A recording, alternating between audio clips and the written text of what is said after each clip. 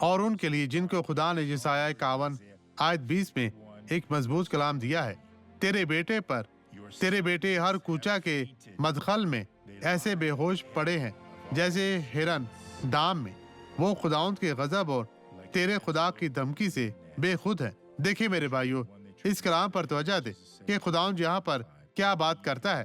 وہ چاہتا ہے کہ آپ یسوع میں قائم ہو اور اپنی برکت پائیں۔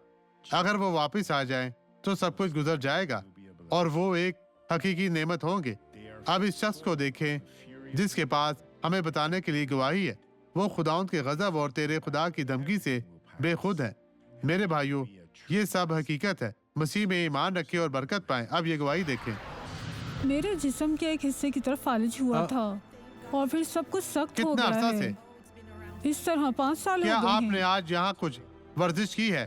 کیونکہ میں نے اس وقت کہا تھا آپ کو اسے جاری کرنے کے لیے ایسا کرنا پڑے گا۔ دائیں طرف، بائیں طرف، دائیں بائیں، دائیں بائیں، میری طرف دیکھتے ہوئے مجھے دکھائیں کہ اب آپ بالکل ٹھیک ہے۔ پیدل چلیں۔ اب اس طرح تھا۔ اب اسے اپنے کندھے پر رکھیں۔ اب یسوع کے نام میں آگے بڑھیں۔ خداوند آپ کے ساتھ ہے۔ آپ ڈرے نہیں، گھبرائے نہیں، کیونکہ مسیح میں آپ کی سلامتی ہے۔